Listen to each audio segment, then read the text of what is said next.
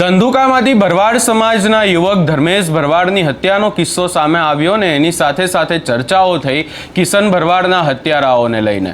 આ તમામ બાબતને લઈ અને ખાસ કરી અને કિશન ભરવાડના હત્યારાઓની સામે શું કાર્યવાહી થશે ને એમની શું હાલત થવાની છે એને લઈ હવે ડેપ્યુટી સીએમ હર્ષ સંઘવી દ્વારા નિવેદન આપવામાં આવ્યું છે। શું છે સમગ્ર મામલો એની વિગતે ચર્ચા કરીશું। નમસ્કાર, હું છું ઉજ્જવલ અને આપ જોઈ રહ્યા છો નિર્ભય ન્યૂઝ।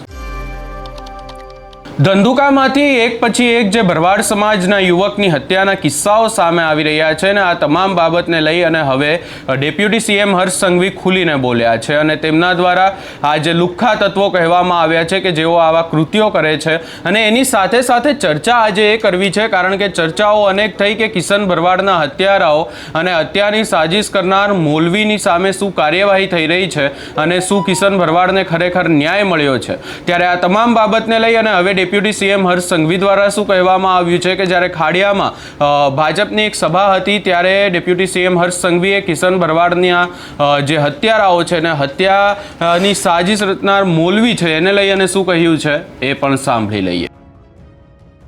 જે લોકો મારા રાજ્યના સામાન્ય નાગરિકો પર કોઈ બી પ્રકારનો અત્યાચાર કરવાની કોશિશ કરશે તો એવા સૌ લોકો પર આ જ પ્રકારે કડકમાં કડક પગલા ભરાશે।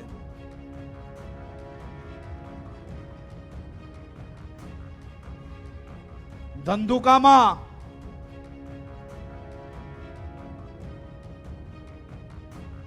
યુવાન કિશન ભરવાડનું હત્યા કરનાર અને હત્યાનું કાવતરું રચનાર એ મૌલવી આજે બી સાબરમતી જેલમાં બંધ છે અને ક્યારેય છૂટી નહીં શકશે। એ કેસ સરકાર ડે ટુ ડે ચલાવવા માટે બી અપીલ કરી છે અને કિશન ભરવાડને ન્યાય અપાવીને જ રહીશ અને એને હત્યાનું કાવતરું રચનાર આ મૌલવીને આજ સુધી જામીન નસીબ નથી થવા લીધી તે માટે આ રાજ્ય સરકાર દ્વારા કડકાઈથી કામગીરી લેવામાં આવે છે।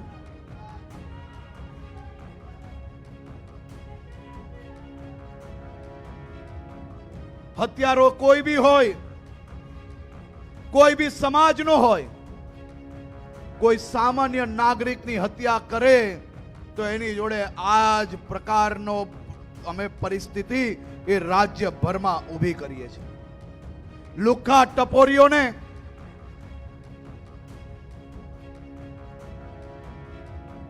મારા રાજ્યની બેન દીકરીઓ તરફ નજર ઉઠાવે ને અને કોઈ દીકરીને કોઈ પરેશાન કરે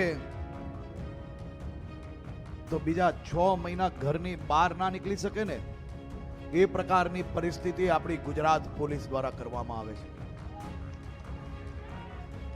લુખ્ખા ટપોરીઓ પકડાય એને શું કરવામાં આવે છે?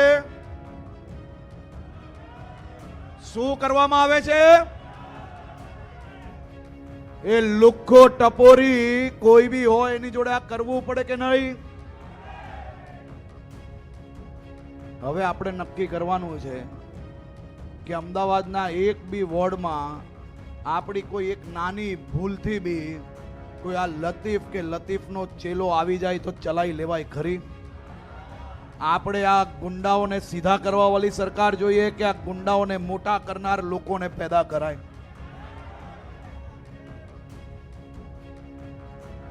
લતીફને સાચવનાર બીજું કોઈ નહીં પરંતુ આ ખુલ્લા મંચથી કહું છું કે તે વખતની કોંગ્રેસ સરકાર જ હતી કે જેને લતીફને અમદાવાદ આખું સોંપી લીધું હતું અને તમારું અમદાવાદ એ અમદાવાદ કે કર્ણાવતીના નામથી નહીં પરંતુ લતીફના નામથી આખા દેશમાં ઓળખાતું થઈ ગયું હતું। આવા એક લોકોને હિસાબ માંગજો, પોલમાં આવે તો ઘૂસવા નહીં લેતા અને આપણી પોલોના એક મત 26મી તારીખે એ ભારતીય જનતા પાર્ટીના પક્ષમાં પડે તે જ વિનંતી કરવા હું આવ્યો હતો। આપ સૌ લોકોનો ફરી એકવાર ખૂબ ખૂબ આભાર।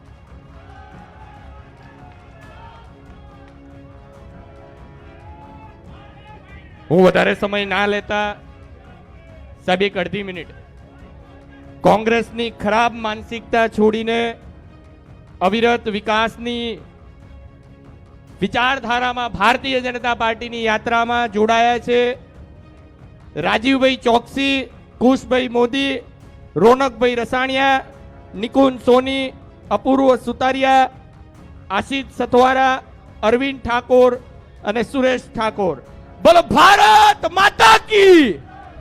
હર્ષભાઈ કો જય શ્રી રામ! હર્ષભાઈ કો જય શ્રી રામ!